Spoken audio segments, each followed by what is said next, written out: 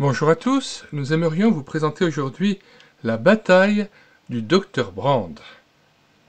BD Tournesol numéro 39, premier trimestre 1974. 1874-1974, centenaire de la mission évangélique contre la lèpre. Sais-tu ce qu'est la lèpre? C'est une terrible maladie transmise par un bacille, qui porte un nom savant, le Mycobacterium leprae, qui a la forme d'un bâtonnet et qui est un terrible destructeur. Il se cache dans les nerfs et la peau, où il reste souvent invisible et inactif pendant des années. Puis soudain, il commence à agir. Il entre dans le corps par le toucher, par un contact répété, par la respiration, par les mucosités du nez et d'autres voies encore inconnues. Les malades ont de la fièvre, leurs membres sont douloureux, de grosses bosses appelées nodules se forment sur leur visage et leur corps, et l'angoisse les étreint. Ils ont attrapé la lèpre. Pendant des siècles, personne ne s'occupa d'eux. On les chassait hors des villes.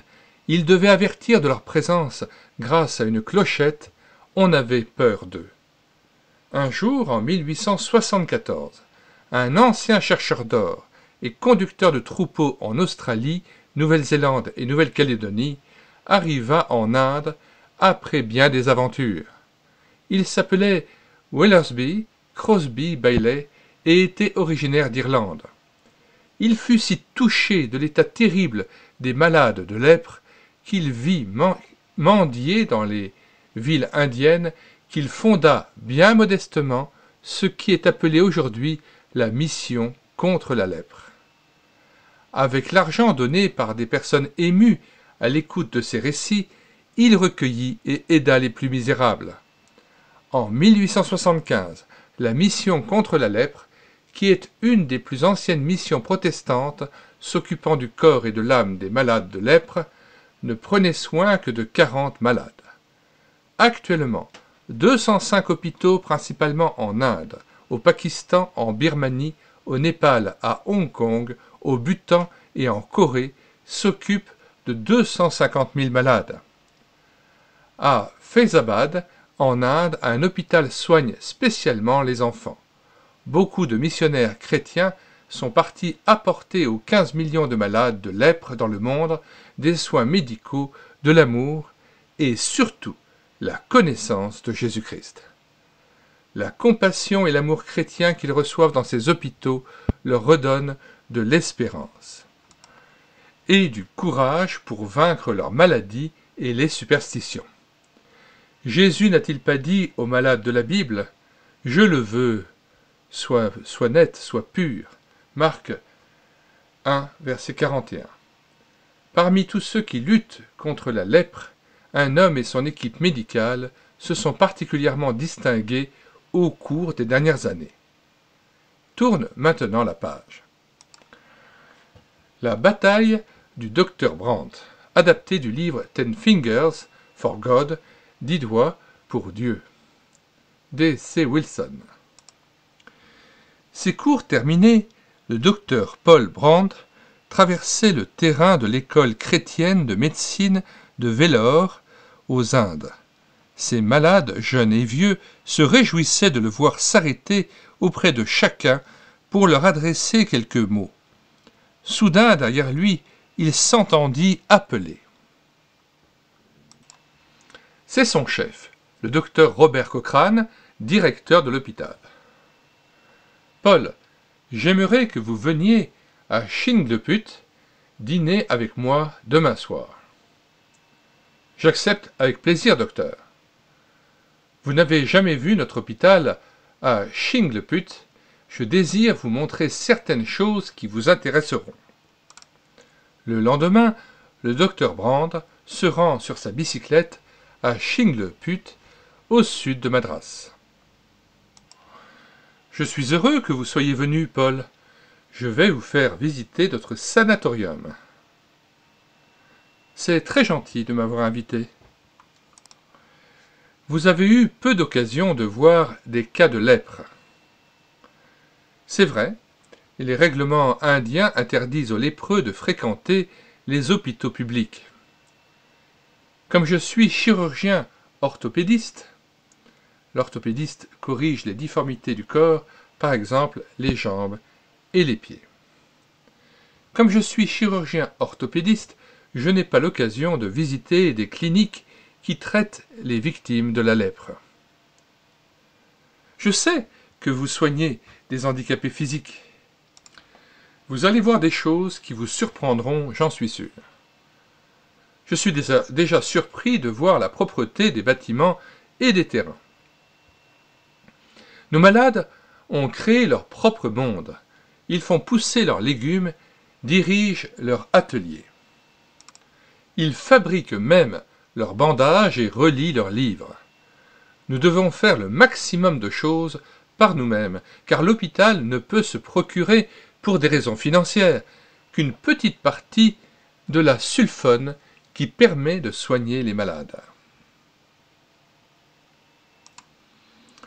C'est intéressant, je ne me représentais pas ainsi un asile de lépreux. Hôpital, pas asile. Et ne dites pas lépreux, nous n'employons jamais ce mot. Le docteur Brand examine les malades avec plus d'attention.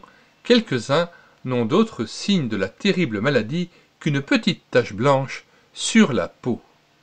Mais d'autres malades sont l'exemple de l'horreur de la maladie. Le choc et la répugnance naturelle que Paul ressentait tout d'abord font place à la compassion et à la curiosité professionnelle. Le docteur Cochrane, qui est dermatologue, c'est-à-dire qui étudie et soigne les maladies de la peau, ne parle que des taches de la peau. Mais l'attention de Paul est attirée par les mains. Il aime la main humaine depuis qu'il a compris qu'elle est l'instrument le plus délicat de la création de Dieu, à part le cerveau. Certaines d'entre elles ressemblent plutôt à des griffes avec leurs doigts recroquevillés. À d'autres, il manque un doigt. Ici, ce ne sont plus que des bouts de chair. Là, il n'y en a même plus. Que faites-vous pour ces mains? Comment deviennent-elles ainsi? Désolé, Paul, je n'en sais rien. Il y a plus de 10 millions de lépreux dans le monde, et beaucoup d'entre eux ont des mains abîmées. Comme dermatologue, je traite les taches de la peau, mais... Expliquez-moi pourquoi aucun chirurgien orthopédiste n'a vraiment étudié les déformations provoquées par la lèpre. En marchant, il s'approche d'un jeune homme qui essaie en vain de déboucler ses sandales. Il faut que je regarde les mains de ce garçon.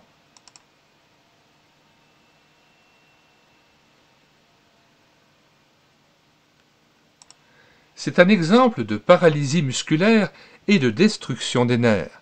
L'insensibilité est complète. Quand la lèpre atteint ce stade, il n'y a plus aucune sensation dans les mains ou dans les pieds. « S'il te plaît, puis-je voir tes mains ?» Le docteur Brand déploie les doigts recroquevillés et place sa main droite dans celle du malade. « Serre aussi fort que tu peux. »« Aïe! Cette main n'est pas du tout paralysée. Elle a encore de bons muscles. Quelle poigne de fer !» En se dirigeant vers la maison du docteur Cochrane, Brand continue à poser des questions. Pourquoi les doigts, les orteils des malades de la lèpre se détruisent-ils? La chirurgie permettrait-elle d'utiliser des prothèses, c'est-à-dire des appareils artificiels qui remplacent un membre? Je ne peux répondre à vos questions que par un défi. C'est à vous de répondre, Paul. Ce n'est pas la première fois que Cochrane lance un défi à Paul. Les deux hommes se sont rencontrés quelques mois plus tôt à Londres. Au cours d'un bref entretien, Cochrane avait demandé à Paul de venir aux Indes.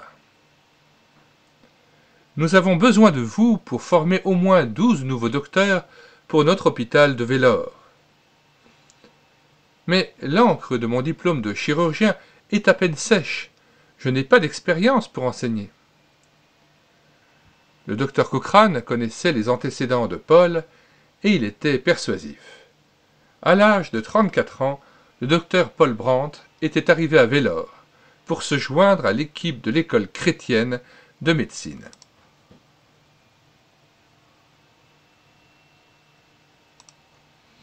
De retour chez lui, Paul commence ses recherches. Mais il enseigne à l'école de médecine et doit opérer 12 heures par jour. Aussi, il étudie la nuit et pendant les week-ends. Cochrane avait raison. J'ai passé au peigne fin les bibliothèques des hôpitaux, les revues de chirurgie, pas un chapitre ou un article consacré au travail d'un chirurgien orthopédiste sur la lèpre. Et il n'y a pratiquement rien qui explique les déformations causées par la maladie. Alors, je pense que c'est à moi de trouver comment se développe la paralysie. Quand il demande des lits au comité de l'hôpital pour étudier quelques cas, si nous admettons des lépreux dans l'hôpital, tous les autres malades partiront, et nous sommes liés à l'école de médecine. Chaque lit est nécessaire au programme de formation. Tout le monde sait que les malades de la lèpre ont une chair malsaine. Vous proposez d'opérer, mais les incisions ne guériront pas. Mais il y a d'autres moyens d'étudier la maladie. Il commence par visiter régulièrement les cliniques où la maladie est traitée. Il réunit autour de lui une petite équipe de collaborateurs. Observez bien ce que je fais, car vous devrez le refaire et noter les résultats. Tout d'abord, je teste votre sensibilité avec une épingle, puis une plume. Ensuite, je mesure les mouvements du pouce, des doigts et des orteils. Ils examinent ainsi 2000 malades, cherchant à découvrir quel muscle est paralysé, quel doigt est abîmé, quel nerf se durcit, et ils mettent sur fiche toutes ces observations. Peu à peu, une conclusion se dessine. L'ordre dans lequel les muscles se paralysent est toujours le même. Les muscles qui restent sains sont aussi les mêmes. C'est une découverte essentielle. On pourra opérer avant que la paralysie se développe. Il fallut environ une année, depuis sa première visite à Chinglepu, pour que Paul s'estime prêt pour sa grande expérience. Enfin, il téléphone à Cochrane. Si vous m'envoyez un malade dont les mains sont dans le pire état, je pourrai voir ce que l'on peut faire. Je crois être en mesure de l'aider. Le malade que le docteur Cochrane envoie est un jeune hindou du nom de Krishnamurti, qui a les infirmités les plus graves aux mains et aux pieds. Ses mains sont décharnées et inutilisables, les doigts courbés en position de serre. Il a d'immenses ulcères nauséabonds sur la plante des pieds, si profondément infectés que les os sont à découvert. Mais le pire de tout, ce sont les yeux inexpressifs où Paul peut voir ce qui se passe dans cet homme, le désespoir. Krishnamurti sort d'une bonne famille et a reçu une instruction excellente. Il parle plusieurs langues. Et puis les tâches révélatrices sont apparues. Sa famille l'a expulsé, il a perdu son emploi, et lentement son esprit, comme ses pieds, s'est engourdi et paralysé. Paul lui demande « Accepteriez-vous de me laisser faire quelques opérations sur vos mains et vos pieds ? Faites ce que vous en voulez, ils ne me servent à rien. » Le docteur Brandt sait que ce sont les muscles commandés par le nerf cubital, qui appartient au coude, qui sont paralysés et provoquent une déformation en serre de la main. Mais il y avait plusieurs bons muscles disponibles. Pourquoi ne pas se servir des bons muscles pour les substituer aux muscles défaillants? Et après plusieurs semaines et préparation. Bien, préparez le malade pour l'opération demain matin à 7 heures. Il n'opère que 2 doigts. Quelques jours plus tard. J'ai vu le garçon. Ses doigts guérissent rapidement. Pour l'instant, tout va bien. Mais il faudra bien des exercices de rééducation avant de savoir si c'est le succès ou l'échec. Nous ne pouvons qu'attendre et prier. Ce premier succès transforme Krishnamurti en une toute autre personne. Ses yeux sont pleins de vie, il retrouve le sourire et se remet à lire. Il écoute attentivement le message chrétien. Un jour, il demande le baptême. Après 1 année, il quitte l'hôpital. Mais après moins de 2 mois, il est de retour, effroyablement maigre, aucune gaieté dans ses yeux tristes. Parce que j'ai toujours les marques de la lèpre, je ne peux pas trouver de travail. Et avec ces nouvelles mains, je ne peux pas mendier. Que faut-il que je fasse, docteur ? Paul discute du problème avec une missionnaire américaine, Maman Eaton. Je ne peux pas aider ces gens simplement pour en faire des mendiants. Il faut que je leur apprenne un métier. J'ai un peu d'argent, prenez-le. De toute manière, je n'ai plus longtemps à vivre. C'est ainsi que naquit Navajeheva Nilayam, le centre de vie nouvelle. Paul obtint la permission de construire un petit village de huttes et d'ateliers à Vellore. Bientôt, des lépreux de tous âges et de toutes les classes de la société viennent se former et travailler. Paul leur apprend à manier les outils, à faire des jouets, etc. C'est une expérience de vie communautaire en même temps que d'instruction. 1950.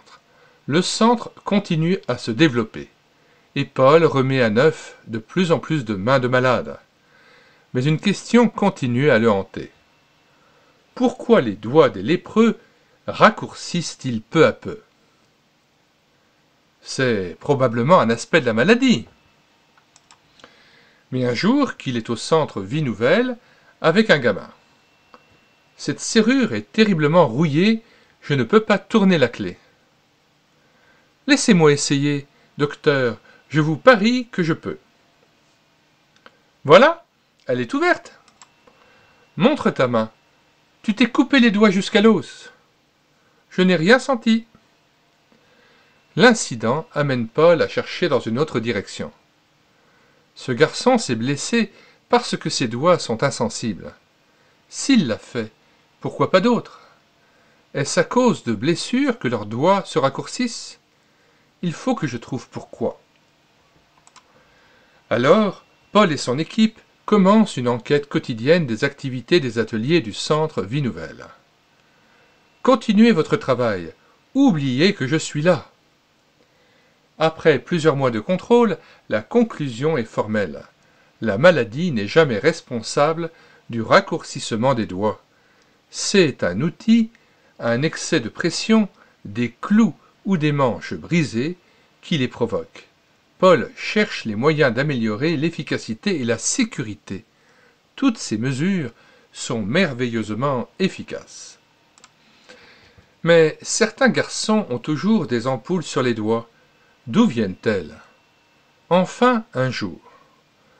Docteur, je sais ce qui nous donne des ampoules. Vous voyez, quand nous éteignons nos lampes le soir, nous touchons le verre brûlant, mais ne sentons pas la brûlure. Le docteur Brandt fait fixer une pièce de bois à la molette qui fait bouger la mèche. Plus d'ampoule.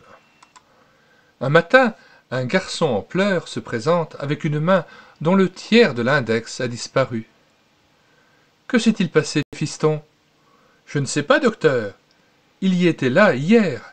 Vous l'avez mesuré. » Brandt réfléchit et se rend dans la chambre. Enfin, il remarque sur le sol de terre battue des petites traces. Voilà la réponse. Elle est écrite dans la poussière. Des rats. Un des plus horribles effets de la lèpre et l'absence de sensibilité dans les mains et les pieds.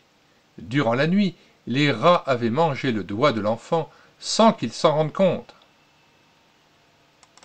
Le problème est aisément réglé.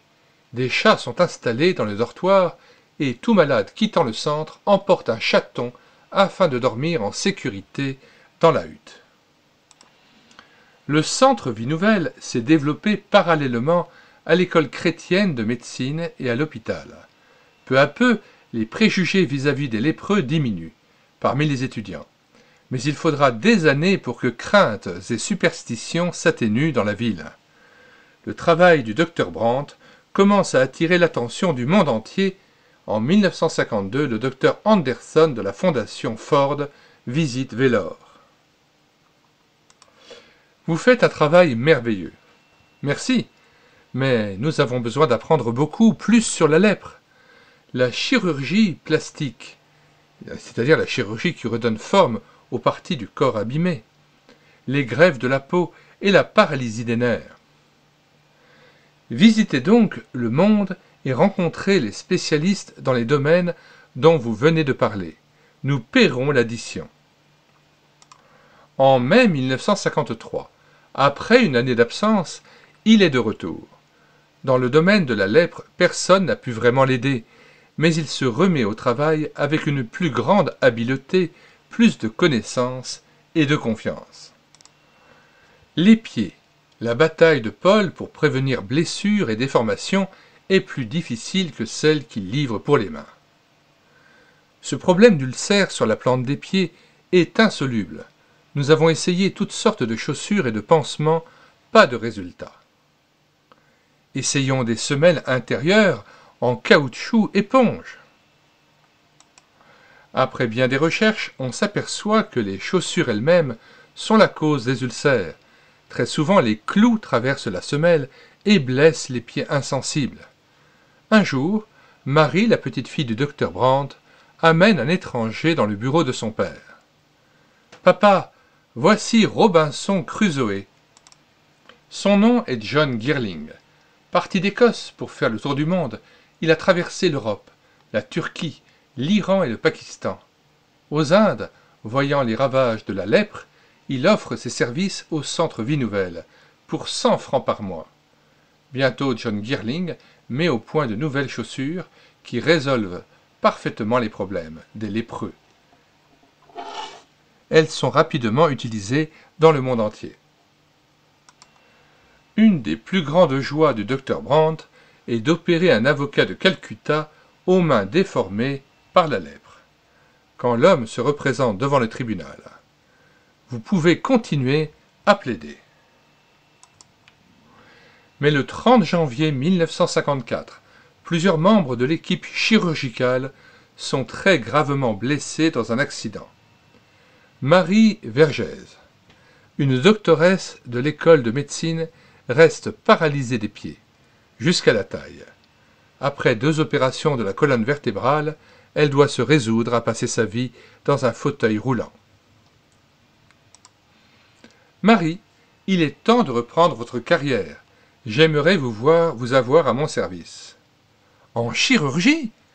Mais je ne peux pas quitter ma chaise.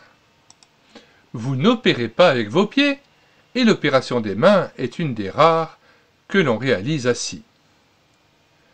Observez-moi quelques jours, bientôt vous aurez assez d'assurance pour faire des opérations très délicates. Marie devint bientôt une des assistantes les plus remarquables du Dr Brandt. Les mois passent et... Paul, je voudrais faire plus pour le peuple de l'Inde. Pensez-vous que je puisse me rendre aux États-Unis pour compléter ma formation? Marie, si vous croyez que c'est une chose que Dieu veut que vous fassiez, rien sur la terre ne peut vous retenir. Elle s'inscrit pour une bourse et l'obtient. Stimulée par son exemple, le directeur de la direction de l'hôpital de Vellore décide de créer un service de réadaptation dont elle assurera la direction.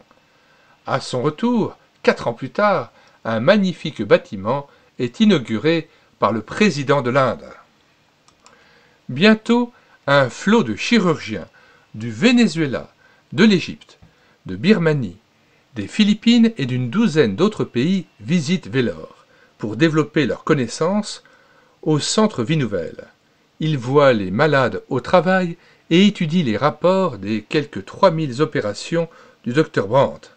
Celui-ci est actuellement membre de l'Organisation mondiale de la santé et directeur du service orthopédique de la mission évangélique contre la lèpre.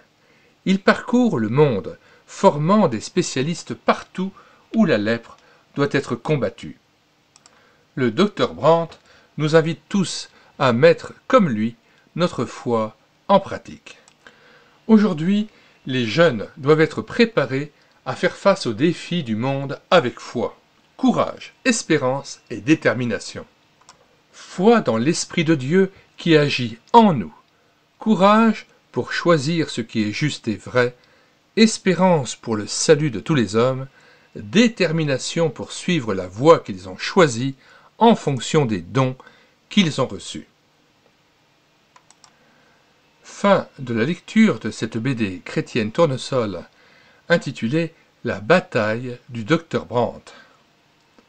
Vous trouverez dans les commentaires de cette vidéo le lien de téléchargement gratuit de cette BD, ainsi que le lien vers d'autres BD tournesol que vous pourrez télécharger sur médiathèquechrétienne.fr, site que nous avons bâti en synergie avec cette chaîne YouTube Elle écoutait sa parole, afin d'assurer la réédition numérique gratuite des ouvrages chrétiens épuisés et non réédités comme l'était cette BD tournesol.